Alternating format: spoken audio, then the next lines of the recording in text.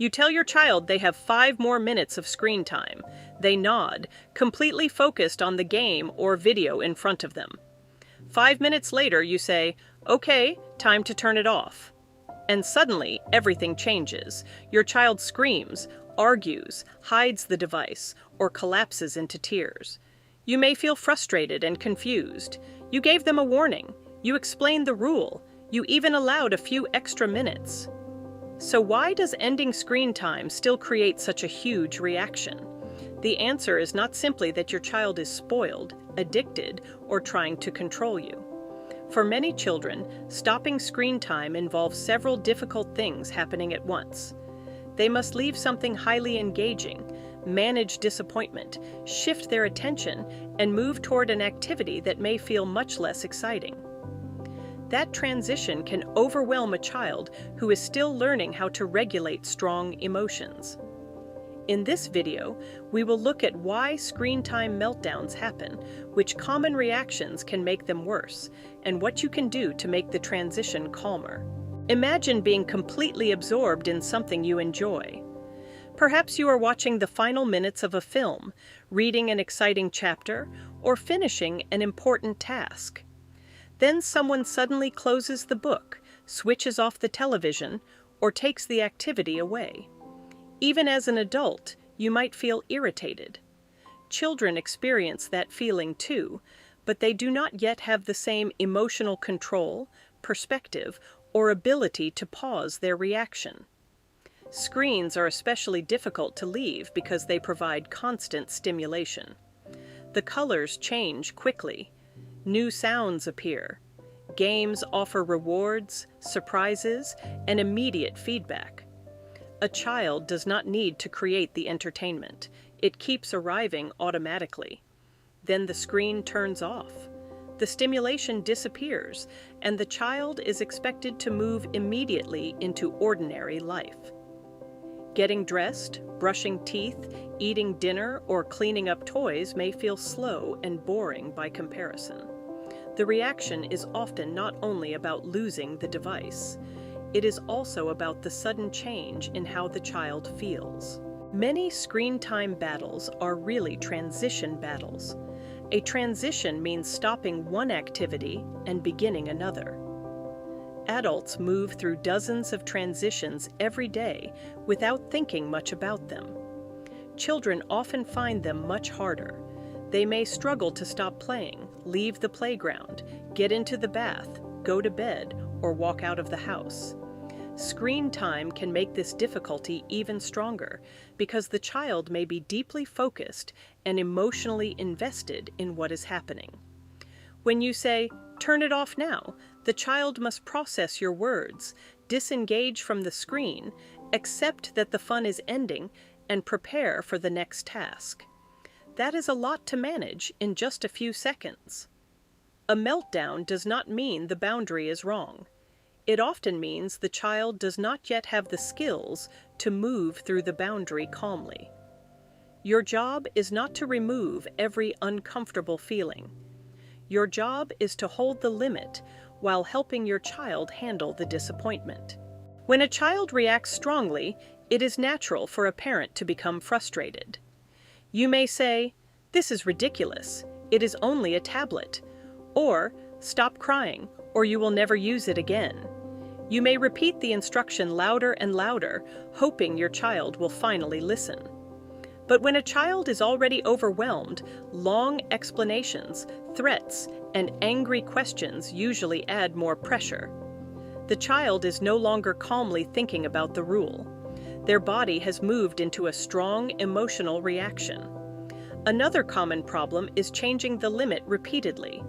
You say 5 more minutes, then you allow another video, then another 2 minutes because you need to finish something. This is understandable, especially on busy days. But when the ending constantly changes, children learn that protesting may delay it. The battle becomes longer because the boundary does not feel predictable. Taking the device without warning can also create unnecessary conflict, particularly when the child is in the middle of a game or story. The goal is not to surprise the child into cooperating. The goal is to create a clear and repeatable ending. The best time to manage the end of screen time is before screen time begins. Tell your child exactly what will happen. You might say, "You can watch one episode. When it ends, we are going to eat dinner." Or, "You can play for 20 minutes. When the timer rings, the tablet goes on the kitchen shelf." Keep the rule simple. Young children may not understand what 30 minutes feels like, so connecting the ending to something visible can help. One episode, one game, until the timer rings, until dinner is ready. It also helps to explain what comes next. Children often resist transitions more when the next activity feels unclear. Instead of only saying, "Screen time is over," say, "When the video ends, we will put on your shoes and go outside." Knowing what comes next gives the child something concrete to prepare for. Most importantly, choose a limit you can realistically maintain. A clear 20-minute limit is better than saying 10 minutes and repeatedly extending it. Warnings can help, but only when they are clear and consistent. You could give a 10-minute warning, followed by a 2-minute warning. Keep your words calm and brief. You have 10 minutes left. 2 more minutes, then the tablet goes away. Avoid turning every warning into a negotiation.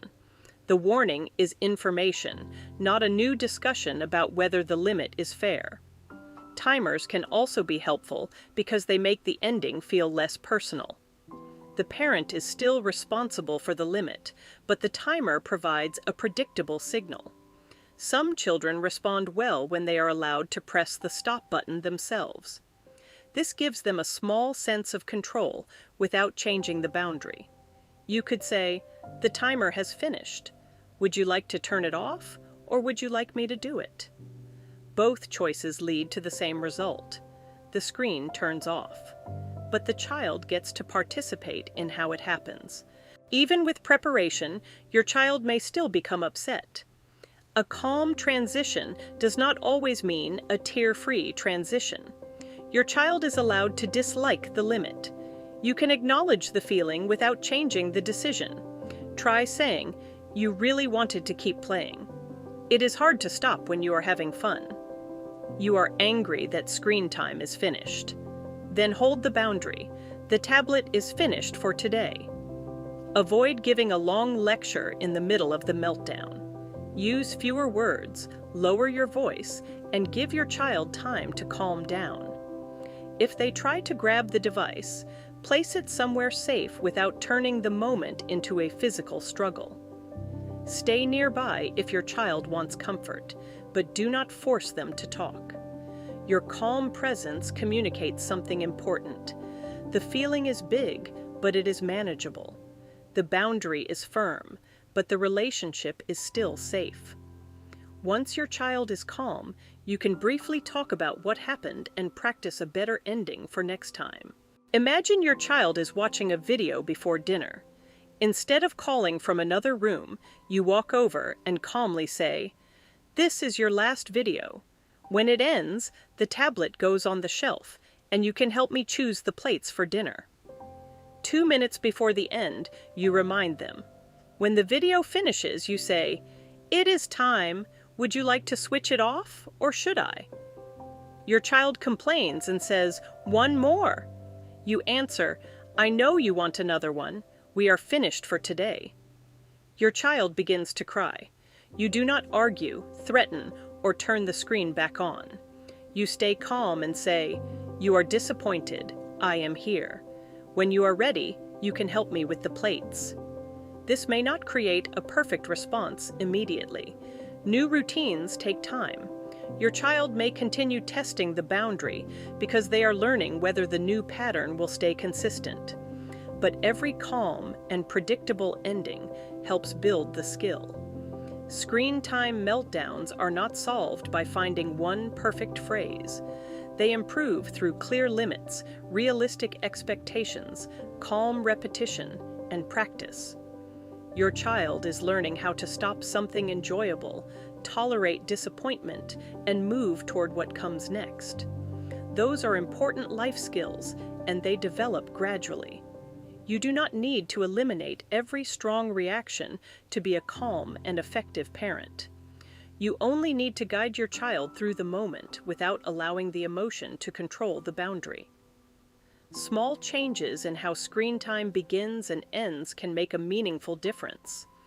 And over time, those difficult transitions can become calmer for both you and your child. If this video helped you, subscribe to Parenting. Made calmer for practical parenting strategies, calmer routines, and simple solutions for everyday family challenges. Thank you for watching, and remember, calm parenting is not about being perfect.